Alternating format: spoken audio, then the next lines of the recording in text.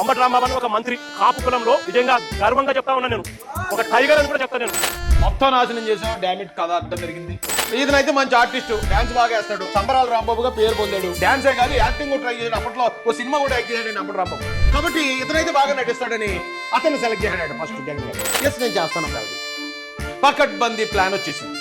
ఎలాగా ఫస్ట్ అంబటి రాంబాబు వెళ్ళి తెలుగుదేశం కార్యకర్తలు రెచ్చగొట్టాలి. కానీ అంబటి రాంబాబు గారికి కొంచెం టెంపటం ఎక్కువ కదా, కెతకలు కదా, మొత్తం చెడదొప్పండి ప్లాన్ ని. పోయింది ఇచ్చిపోయి తప్పే ఉంది. ఇవన్నీ కూడా వాస్తవాలే కదా.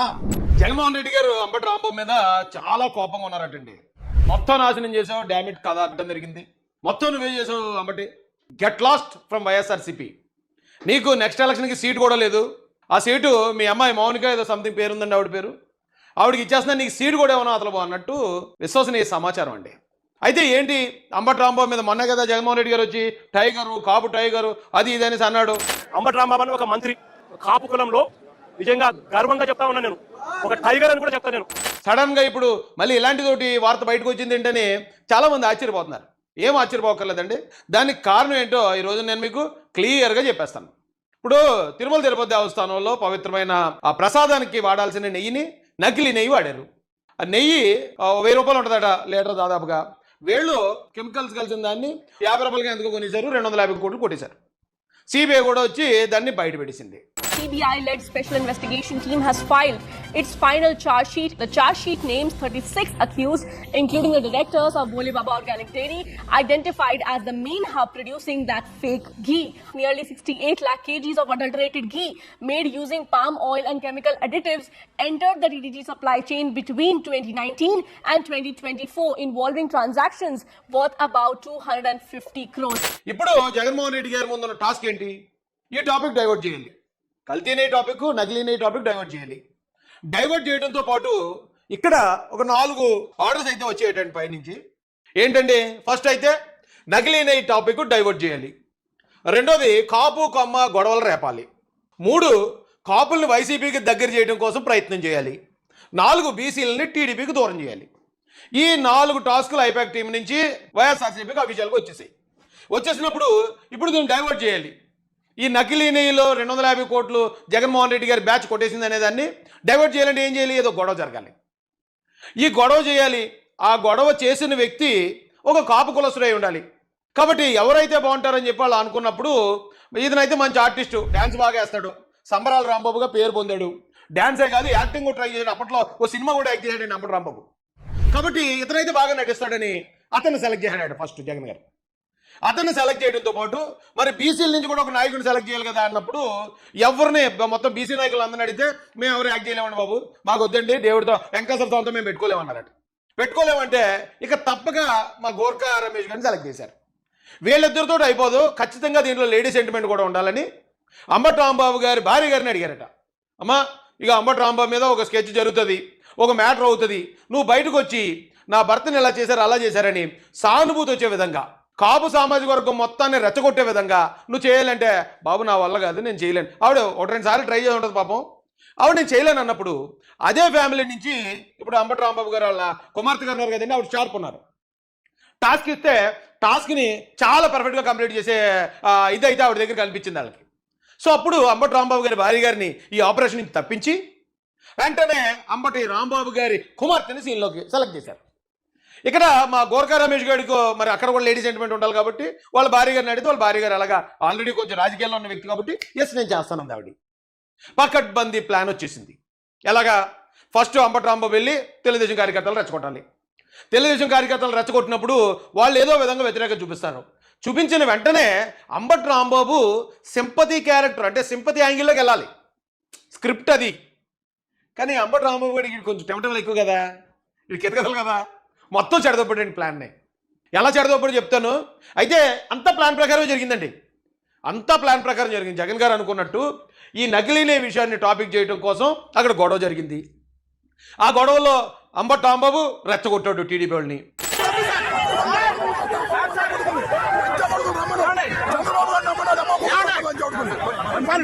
టీడీపీ వాళ్ళు కోపాన్ని ఆపుకోలేక మా నాయకుడిని తిడతామని ఉద్రేకంలో వాళ్ళ ఇంటిపై కూడా వెళ్ళారు.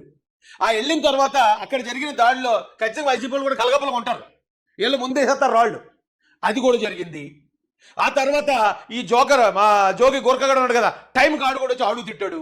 లోకేష్ ఒళ్ళు తగ్గింది పువ్వు తగ్గింది కానీ బుర్ర పోయింది చిపోయి తప్పే ఉంది. ఇవన్నీ కూడా వాస్తవాలే కదా.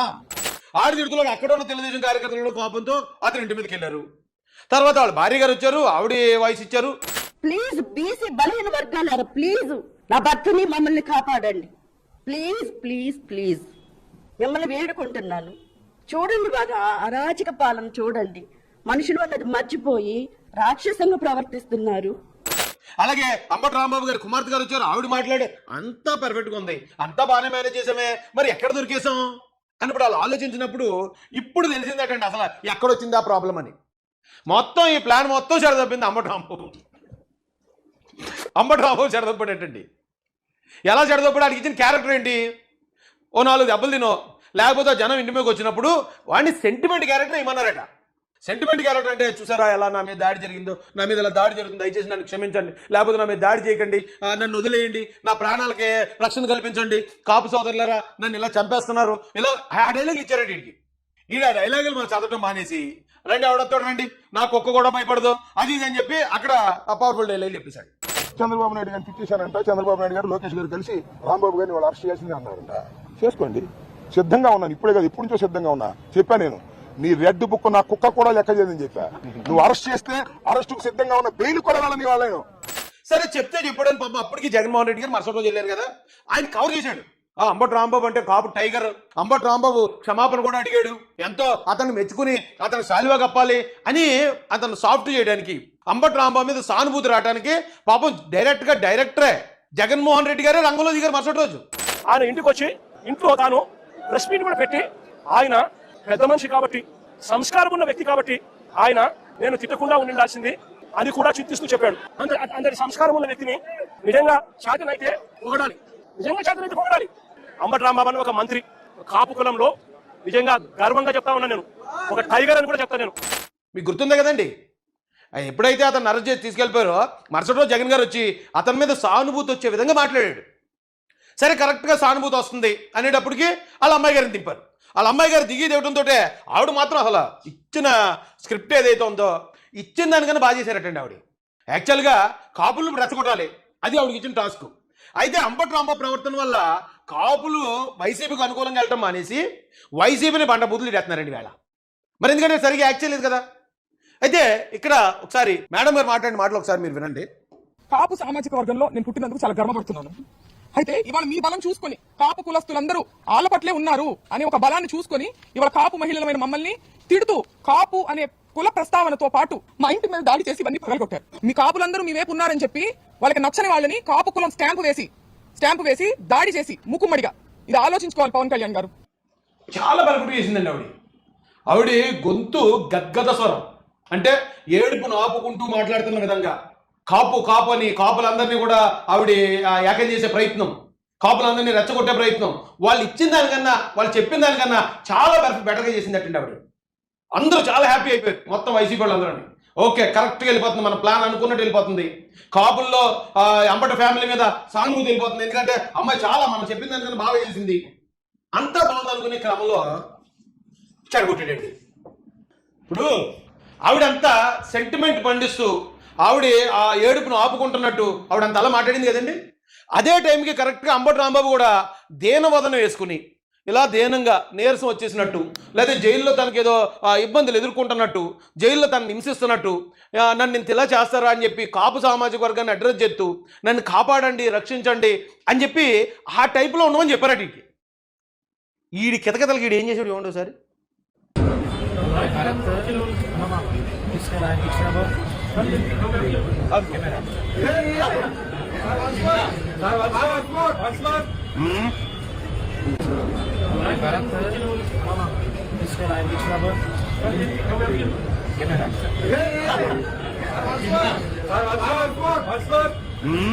పాపం మొత్తం వైసీపీ ప్లాన్ అంతా అట్రప్లాప్ అయిపోయిందటండి. ఎందుకంటే ఆవిడేమో వీళ్ళ కుమార్తె గారేమో ఏడుస్తూ సెంటిమెంట్ పండిస్తూ ఆవిడ చెప్పింది, వీడు చెప్తేనేమో నేను తగ్గను, నేను ఇలాగే ఉంటాను, నేను అలాగే ఉంటాను అనేసి ఎదుటి ఇంకా బెదిరించే వ్యవహారాలు ఈడున్నాడు. సో అప్పుడు కాపులు అందరూ కాస్త చిరాకు పడ్డారటండి. కాపుల్లో మెజారిటీ లీడర్స్ ఎవరైతే ఉన్నారో వాళ్ళలో ఉన్న మేధావులందరూ కూడా మొత్తం ఇదంతా డ్రామా అని వాళ్ళకి అర్థమైపోయింది. అమ్మాయి ఏమో అలా ఏడుస్తుంది, ఈడు చూస్తేనేమో ఎలా ఉన్నాడు, ఇదంతా డ్రామా అని అర్థమైపోతుంది కదా. అసలు కాపు అనేదాన్ని, ఆ కులాన్ని ఎందుకు తీసుకొచ్చారు ఈ విషయంలోకి అని మొత్తం కాపులందరూ తీవ్ర ఆగ్రహావేశాలు వ్యక్తం చేస్తున్నారు. ఎందుకు? కల్తీ జరిగింది, నకిలీ చేశారు. ఆ డబ్బులు 250 కోట్లు ఎవరు తిన్నారు? కాపులా? ఏ కాపు నాయకుడికి ఇచ్చారు? ఏ కాపు నాయకుడు కనీసం 10 రూపాయలు కూడా అందులో అన్యాయంగానే అక్రమంగానే అవినీతిగాని చేయలేదు. ఎవరు తినేసి ఉంటారు? ఆ కరుణాకర్ రెడ్డి గారు, వైవి సుబ్బారెడ్డి గారు, జగన్ రెడ్డి గారు, వాళ్ళకి వెళ్ళే డబ్బులు. అంటే లబ్ధి పొందింది జగన్ గారి రెడ్లు, అందరు రెడ్లు కాదండి, మళ్ళీ జగన్ గారి రెడ్లు లబ్ధి పొందారు. కానీ ఇక్కడ ఎవరికి ఆపాదించబడుతుంది? కాపులకు ఆపాదించబడుతుంది. కాపులకు బ్యాడ్ నేమ్ వస్తుంది. ఇతనితోటేమో బూతులు తిట్టించారు, అదొక బ్యాడ్ నేమ్. మళ్ళీ వాళ్ళ అమ్మాయి గారు వచ్చి ఏడుతూ ఆవిడతో ప్రెస్ మీట్ పెట్టించారు, మళ్ళీ అదొక చిన్నతనం. ఇదేంటి ఎవరితో గొడవ ఏంటి, ఇది వచ్చి కాపు కులం మీద దాడిగా చూపిస్తున్నారేటని కాపుల కోపం వచ్చింది. ఈ లోపల అతను వచ్చి వెకిలేశారు. ఎందుకురా బాబు కాపులను ఎలా బదనాం చేస్తున్నారు మీరు? ఎందుకు ఈ వైసీపీ ఇలాంటి డ్రామాలు ఆడుతుంది? ఎందుకు కాపు కులాన్ని ఎలా ఉపయోగించుకుంటుంది అని మొత్తం కాపులందరూ రివర్స్ అయిపోయారు. ఏదో ప్లస్ అవుతుంది అనుకుంటే అది ప్లస్ అవ్వకపోవటం ఒక దారుణం అయితే, అది మళ్ళీ మైనస్ అయిపోవటం. జగన్మోహన్ రెడ్డి గారి మీద డబ్బులు మీరు దొబ్బేస్తారా, మేమేమో కాపులు మీకు అడ్డుపడాలా, మేము తిట్లు తినాలా, మా వాళ్ళు జైలుకి పోవాలా, మా ఆడపిల్లలు బయటకు వచ్చి ఎడుతూ మీకోసం డ్రామాలు చేయాలని మొత్తం కాపులందరూ ఈ రోజున జగన్ రెడ్డి గారి మీద రివర్స్ అయిపోయారు. రివర్స్ అయ్యేటప్పటికి అడి అమ్మ మనం ఒకటి అనుకుంటే ఇంకోటి అయింది. మొత్తం ఈ సినిమా అంతా అట్రప్లా పోవడానికి కారణం ఎవడు? ఈ ఓవర్ యాక్షన్ అని మొత్తం జగన్ రెడ్డి గారు, సార్ నువ్వు చెప్పింది నువ్వు చెప్పినట్టు చేయట్లేదు, నేను పావులో చెప్తే నువ్వు రూపాయి పావులో చేస్తున్నావు, నేను చెప్పిన రాగం ఏంటి, నువ్వు పాడుతున్న తాళం ఏంటి, నేను తగడదా చెప్తే నువ్వు తగదింపు పాడావు. ఇప్పుడు నువ్వు చూడు మొత్తం సంక్రాంతికి పోయాం మనం. కాపులందరూ రివర్స్ అయిపోయారు. ఆ నకిలీ నెయ్యి అనేది ఇప్పుడు అది పెద్ద టాపిక్ అయిపోయి కూర్చుంది. మొత్తం ఎక్కడ చూసినా వైసీపీ వాళ్ళు చీ అంటున్నారు. నేను ఏం చెప్తే నువ్వేం చేసావు అమ్మటే సార్, కాబట్టి నీకు సీటు క్యాన్సిల్, ఇక మీ అమ్మాయికి సీట్ ఇచ్చేస్తున్నానని చెప్పి జగన్మోహన్ రెడ్డి గారికి చాలా సీరియస్ అయిపోయారట. అయితే అలాగే పోనీ ఏమన్నా జోగి గోర్ఖాగడ్ ఏమైనా పండించాడు అంటే అలా నీ బీసీలు ఎవరో పట్టించుకునే దాఖలాలు లేవు. బీసీలు ఎవరు పట్టించుకోరు. ఎందుకంటే గతంలో ఇప్పుడు కాపు నాయకుడిని ఎలివేషన్ ఇచ్చిన ఈడేమో కాపులు తిట్టాడు. కాపులు ఎక్కువ మంది పోయి నాకేమి 100% కాపులు వేశారు అనుకున్నారో కాదు, పవన్ కళ్యాణ్కి వేశారు. నేను కాపు కులం కోసమే పుట్టినటువంటి వ్యక్తిని కాదు, కాపు కులం కోసమే రాజకీయాలు చేస్తున్న వ్యక్తిని కాదు, అంటే కాపు కులతత్వవాదం తలకెక్కిన వ్యక్తిని కాదు.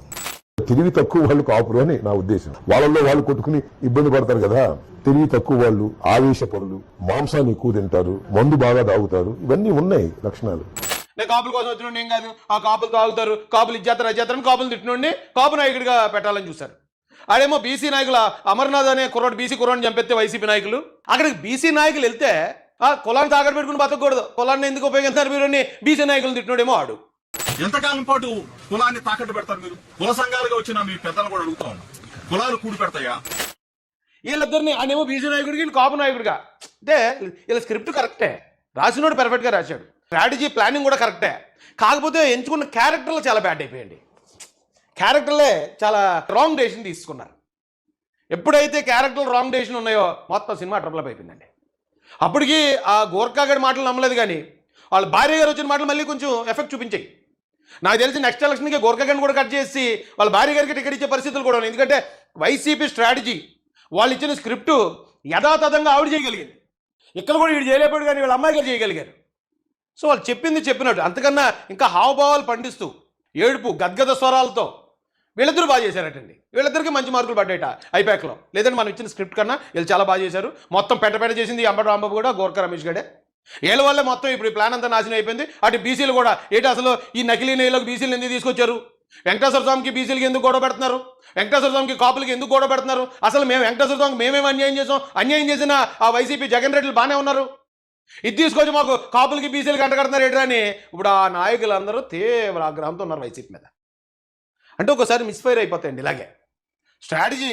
ఒకవేళ ఇంప్లిమెంట్ అయినప్పుడు కోడికత్తిలాగా లేకపోతే బాబాయ్ కోట్ల పోట్లాగా ఒక్కోసారి సక్సెస్ అవుతాయండి, కానీ అన్నిసార్లు సక్సెస్ అవ్వవు.